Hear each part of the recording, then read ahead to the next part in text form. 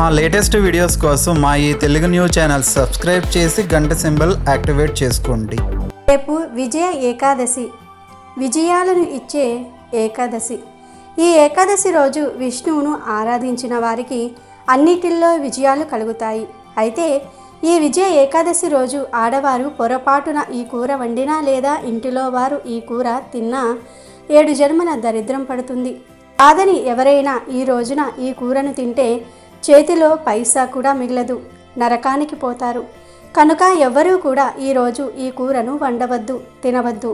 ఈరోజు ఈ కూరను తింటే ఆర్థిక సమస్యలు వస్తాయి. మీ ఇంటిలో ఉన్న డబ్బంతా కూడా ఖర్చవుతుంది, అడుక్కునే స్థాయికి వెళ్ళిపోతారు.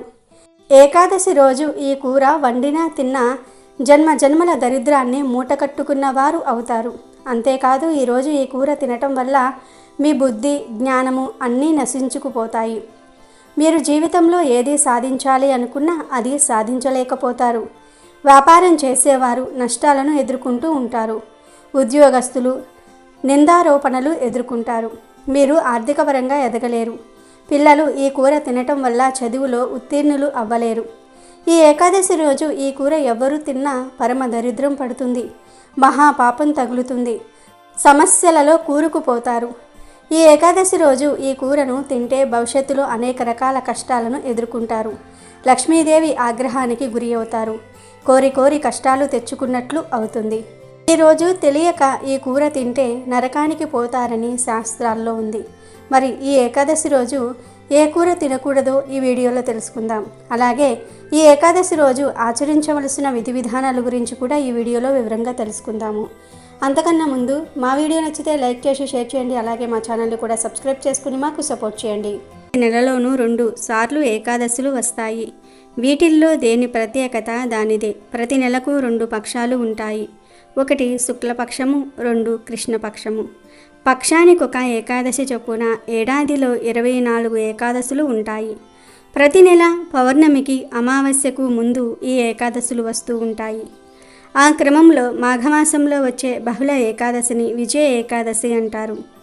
ఈ రోజున నిష్ఠతో ఉపవసించి జాగరణ చేసి శ్రీ విష్ణుమూర్తిని పూజించటం ద్వారా పాపాలు నశించిపోతాయి, ముక్తి లభిస్తుంది. ఈ రోజున శ్రీ మహావిష్ణువును తులసి ఆకులతో, దానిమ్మ పండ్లతో పూజించే వారికి సకల సంపదలు చేకూరుతాయి.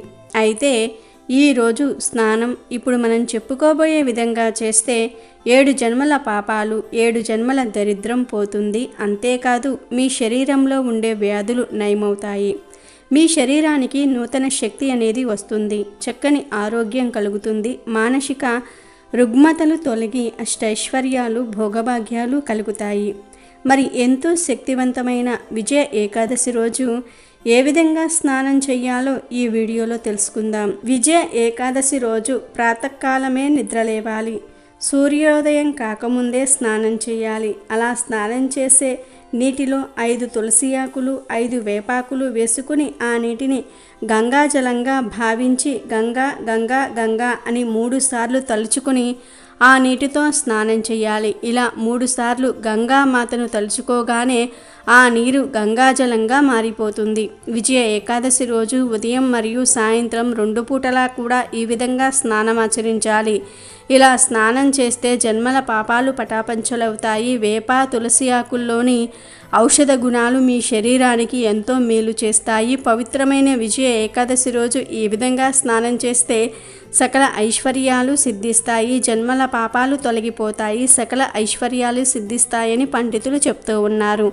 అంతేకాకుండా స్త్రీలు ఈరోజు ముఖానికి పసుపును రాసుకుని స్నానం చేస్తే సుమంగళి యోగం కలుగుతుంది. కనుక మీరు కూడా విజయ ఏకాదశి రోజు ఇప్పుడు మనం చెప్పుకున్న విధంగా స్నానమాచరించి దరిద్రాన్ని తొలగించుకొని సంతోషంగా జీవించండి. సారి ధర్మరాజు శ్రీకృష్ణుడితో, కృష్ణ, మాఘమాస బహుళ పక్షంలో వచ్చే ఏకాదశి పేరేమిటి?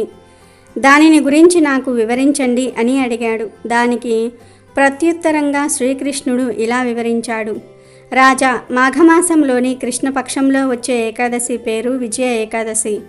విజయ ఏకాదశి అని తెలియబడే ఈ ఏకాదశిని గురించి నీకు ఆనందంగా వివరిస్తాను. ఈ ఏకాదశి వ్రతాన్ని పాటించటం ద్వారా అన్ని పాపాలు ఒకేసారి నశించిపోతాయి. ఈ ఏకాదశి గురించి ఒక్కసారి బ్రహ్మదేవుడు నారదుడికి చెప్పాడు అని ఇలా వివరించసాగాడు. ఒకసారి నారదుడు బ్రహ్మదేవుణ్ణి సమీపించి, ఓ దేవతా శ్రేష్ఠుడా, మాఘమాసం కృష్ణపక్షంలో వచ్చే విజయ ఏకాదశిని పాటించేవాడు సాధించే ఫలాన్ని నాకు వివరించండి అని వినమ్రంగా అడిగాడు. అది విన్న బ్రహ్మదేవుడు నారదునితో, పుత్ర, ఈ పురాతన వృత్తాంతం అత్యంత పవిత్రమైనది, సకల పాపాలను నశింపచేసేది. పేరుకు తగినట్లుగా ఇది నిజానికి గొప్ప ఫలితాలను ఇస్తుంది. ఈ విజయ ఏకాదశి మనిషికి నిస్సందేహంగా విజయాన్ని చేకూరుస్తుంది. పూర్వం తండ్రి ఆజ్ఞను నెరవేర్చడానికి శ్రీరామచంద్రుడు తన భార్య సీతతో, సోదరుడు లక్ష్మణునితో 14 ఏండ్లు వనవాసానికి వెళ్ళినప్పుడు గోదావరి తీరంలోని పంచవంటి అనే రమ్యమైన అరణ్య ప్రాంతంలో కొంతకాలం నివసించాడు. వారు ఆ వనంలో ఉన్నప్పుడే దానవరాజైన రావణుడు సీతాదేవిని అపహరించాడు. సీతా వియోగంతో శ్రీరాముడు దుఃఖ సముద్రంలో మునిగిపోయాడు. సీత అన్వేషణలో శ్రీరాముడు అడవిలో తిరుగుతూ మరణింపనున్న పక్షిరాజు జటాయువును కలిశాడు. సీతను గురించి సమస్తం శ్రీరామునికి తెలియజేసిన జటాయువు ఈ జగత్తును వీడి వైకుంఠానికి వెళ్ళాడు. తరువాత శ్రీరాముడు సుగ్రీవునితో స్నేహం చేశాడు. అప్పుడు రామచంద్రుని కార్యార్థమే పెద్ద వానర సైన్యాన్ని ఏర్పాటు చేయబడింది. ఇంతలో కపిరాజుకు హనుమంతుడు లంకలోని అశోకవనానికి వెళ్ళి సీతను చూసి రాముని అంగుళీకాన్ని ఆమెకు సమర్పించే మహత్కార్యాన్ని పూర్తి చేశాడు. తదనంతరం హనుమంతుడు రామచంద్రుని దగ్గరకు తిరిగి వచ్చి సమస్తాన్ని అతనికి వివరించాడు. హనుమంతుని మాటలను వినిన తర్వాత శ్రీరాముడు తన మిత్రుడైన సుగ్రీవుడితో సంప్రదించి లంకపై దండెత్తడానికి నిశ్చయించాడు. అప్పుడు శ్రీరాముడు పెద్ద వానర సేనతో సముద్ర తీరానికి అరుదించి లక్ష్మణుడితో సౌమిత్రి, తిమింగలాలు, ముసళ్ళు వంటి భయంకరమైన జలచరాలతో నిండినటి ఈ అగాధమైన సముద్రాన్ని మనం ఎలా దాటగలం అని అన్నాడు. రాముని మాటలకు ప్రత్యుత్తరంగా లక్ష్మణుడు, ఓ ఆదిపురుష, నీవు దేవదేవుడవు. ఈ ద్వీపంలో ఐకద్యాలుడు అనే ఒక ముని ఉన్నాడు. ఆయన ఆశ్రమం ఇక్కడకు 4 మైళ్ళ దూరంలో ఉంది.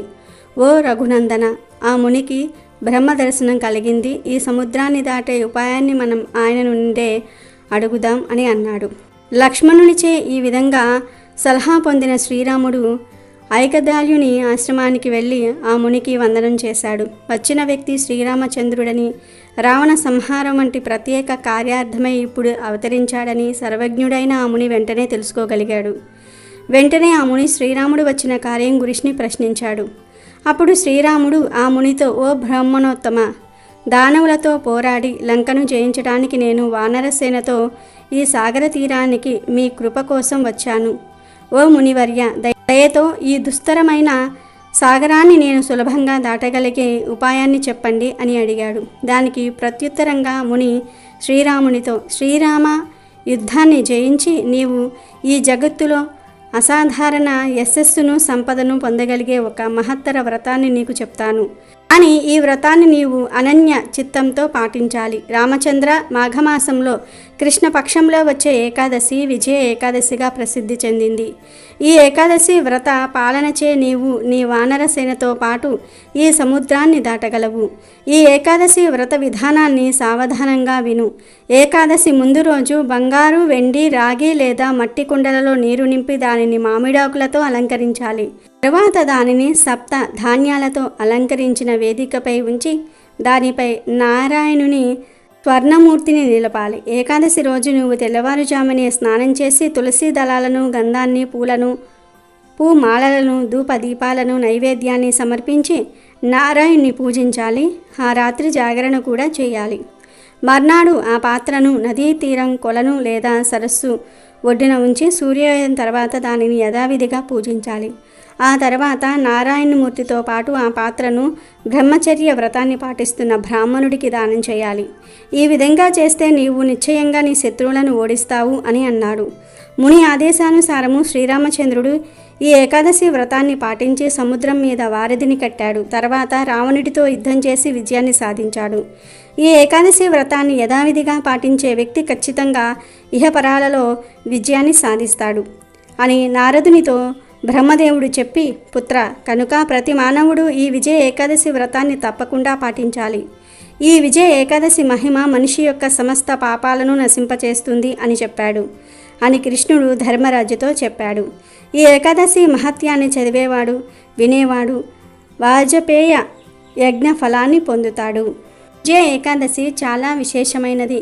ఎగ్జామ్స్లో పాస్ అవ్వాలని, మంచి ఉద్యోగం రావాలని, ఇలా ఏదో ఒక కోరిక ఉన్నవారు ఈ విజయ ఏకాదశి రోజు లక్ష్మీ నారాయణులను పూజిస్తే ఆ కోరిక విజయవంతంగా నెరవేరి తీరుతుందని శాస్త్ర పండితులు చెప్తూ ఉన్నారు. ఇక ఈ విజయ ఏకాదశి రోజున ఎవ్వరూ కూడా అన్నం తినకూడదు, అబద్ధాలు చెప్పకూడదు. ఇలా చేయటం వల్ల మీ జీవితంలో అనేక రకాల సమస్యలు వస్తాయి. ఏకాదశి రోజు ఉపవాసం ఉంటే చాలా మంచిది. అయితే ఉపవాసం ఉండలేని వారు పండ్లు, పాలు తినవచ్చు, త్రాగవచ్చు. ఇక ఇంటిలోని వారి కోసం ఆహారం వండే ఆడవారు ఈ రోజున పొరపాటున కూడా పొట్లకాయను, తోటకూరను వండకండి. పొట్లకాయను, తోటకూరను ఏ విధంగా కూడా తినకండి. అలాగే మీరు ఈ ఏకాదశి రోజు ఏ కూర వండినా అందులో ఉల్లి, వెల్లుల్లి వేయకూడదు. ఉప్పు తక్కువగా వేసుకోవాలి. ఏకాదశి రోజున మీరు పొరపాటున పొట్లకాయను, తోటకూరను వండినా తిన్న జన్మల దరిద్రం పడుతుంది. అలాగే వీటితో పాటు ఈ ఏకాదశి రోజు మాంసాహారం కూడా వండకూడదు, తినకూడదు. చికెన్, మటన్, చేపలు తినకూడదు. అలాగే గుడ్లను కూడా ఈరోజు తినకూడదు. చాలామంది గుడ్లు శాకాహారం అనుకుంటూ ఉంటారు. కాబట్టి ఈరోజు ఎట్టి పరిస్థితుల్లోనూ కూడా గుడ్లను కూడా తినకూడదు. గుడ్లు శాకాహారం కాదు, మాంసాహారమే. ఎటువంటి మాంసాహారం తినకూడదు. అలాగే ఏకాదశి రోజున ఫ్రైడ్ రైసు, నూడిల్స్, మంచూరియా వంటివి కూడా తినకూడదు. ఎందుకంటే వీటిలో ఎక్కువగా ఉప్పు, ఉల్లిపాయలు, వెల్లుల్లి పేస్టు వంటివి వేస్తారు. వీటిని తినడం వల్ల ఇంద్రియ నిగ్రహాన్ని కోల్పోతారు. ఏకాదశి అనేది పవిత్రమైన రోజు. ఈరోజు ఎలాంటి చెడు పనులు చేయకూడదు. దంపతులు కూడా దూరంగా ఉండాలి. మీరు ఈ ఆహార పదార్థాలు తినటం వల్ల మీ ఆలోచనలు మారిపోతూ ఉంటాయి. పాపపు ఆలోచనలు పెరిగిపోతూ ఉంటాయి. కాబట్టి ఏకాదశి రోజు ఎట్టి పరిస్థితుల్లోనూ కూడా ఈ ఆహార పదార్థాలను తినకండి. ముఖ్యంగా మగవారు ఈ ఏకాదశి రోజు మాంసాహారానికి, మద్యానికి దూరంగా ఉండాలి. లేదంటే మీరు చేసే పనులలో, వ్యాపారంలో లాభాలను పొందలేరు. పనులలో ఆటంకాలు కలుగుతాయి. అన్నిటిల్లో నష్టాలను చూస్తారు. కాబట్టి ఈ విజయ ఏకాదశి రోజు ఎవ్వరూ కూడా ఈ కూరలను వండకండి, తినకండి. ఈ ఆహార పదార్థాలకు ఎంత దూరంగా ఉంటే అంత మంచిది. మీరు ఈరోజు ఈ ఆహారాన్ని తింటే కోరి కోరి దరిద్రాన్ని ఆహ్వానించిన వారు అవుతారు. సమస్యలలో అడుగుపెట్టిన వారు అవుతారు. మీ జీవితాన్ని మీ చేతులారా నాశనం చేసుకున్నవారు అవుతారు. కాబట్టి ఈ ఏకాదశి రోజున ఈ ఆహార పదార్థాలకు దూరంగా ఉండండి. విష్ణువును భక్తి శ్రద్ధలతో ఆరాధించండి. శుభ ఫలితాలను పొందండి. అయితే ప్రత్యేకించి ఈ విజయ ఏకాదశి రోజు ఆడవారు ఏం చేసినా చేయకపోయినా తలలో ఈ పువ్వును పెట్టుకుంటే చాలు, దీర్ఘ సుమంగళి యోగం కలుగుతుంది. లక్ష్మీదేవి అనుగ్రహంతో కష్టాలు పోతాయి. దరిద్రం వదిలిపోయి సకల ఐశ్వర్యాలు సిద్ధిస్తాయి. అష్టైశ్వర్యాలు సిద్ధిస్తాయి. మీ భర్తకు కూడా మంచి జరుగుతుంది అని పెద్దలు చెప్తూ ఉన్నారు. మరి విజయ ఏకాదశి రోజు స్త్రీలు తలలో ఏ పువ్వును పెట్టుకుంటే దీర్ఘ సుమంగళి యోగం కలుగుతుంది అనే విషయాన్ని ఇప్పుడు మనం ఈ వీడియోలో వివరంగా తెలుసుకుందాం. విజయ ఏకాదశి చాలా విశేషమైనది. ఎగ్జామ్స్లో పాస్ అవ్వాలని, మంచి ఉద్యోగం రావాలని, ఇలా ఏదో ఒక కోరిక ఉన్నవారు ఈ విజయ ఏకాదశి రోజు లక్ష్మీ నారాయణులను పూజిస్తే ఆ కోరిక విజయవంతంగా నెరవేరి తీరుతుందని శాస్త్ర పండితులు చెప్తూ ఉన్నారు. ఇక ఎంతో పవిత్రమైన ఈ విజయ ఏకాదశి రోజు ఆడవారు లక్ష్మీనారాయణుల ఫోటో ముందు ఒక పసుపు రంగు పుష్పాన్ని, అంటే చామంతి పువ్వును కానీ, పసుపు రంగు మందార పువ్వును కానీ, ఇలా పసుపు రంగులో ఉండే ఏదో ఒక పువ్వును తెచ్చుకొని లక్ష్మీనారాయణుల ఫోటో ముందు పెట్టండి. తర్వాత ఆ పువ్వు మీద చిటికెడు పసుపును వేసి ఓం లక్ష్మీ నారాయణాయ నమః అనే మంత్రాన్ని 27 సార్లు కానీ లేదా 11 సార్లు కానీ జపించండి. ఆ తర్వాత లక్ష్మీనారాయణులకు నమస్కారం చేసుకొని నాకు దీర్ఘ సుమంగళి యోగం కలగాలి, నా భర్త ఎప్పుడూ వృద్ధిలోనికి వస్తూ ఉండాలి అని నమస్కారం చేసుకోండి. తర్వాత లక్ష్మీనారాయణుల ముందు ఉంచిన పసుపు రంగు పువ్వును తీసి మీ తలలో పెట్టుకోండి. విజయ ఏకాదశి రోజు స్త్రీలు ఈ రంగులో ఉండే పువ్వును తలలో పెట్టుకోవటం వల్ల దీర్ఘ సుమంగళి యోగం కలుగుతుంది. లక్ష్మీనారాయణుల అనుగ్రహం కలుగుతుంది. కష్టాలన్నీ కూడా పోయి సకల ఐశ్వర్యాలు సిద్ధిస్తాయి. కనుక ఆడవారందరూ కూడా విజయ ఏకాదశి రోజు ఈ చిన్న చిన్న పనులను చేసి శుభ ఫలితాలను పొంది సంతోషంగా జీవించండి. వీడియో నచ్చితే లైక్ చేయండి, షేర్ చేయండి, బట్ సబ్స్క్రైబ్ చేసుకోవడం మర్చిపోవద్దు.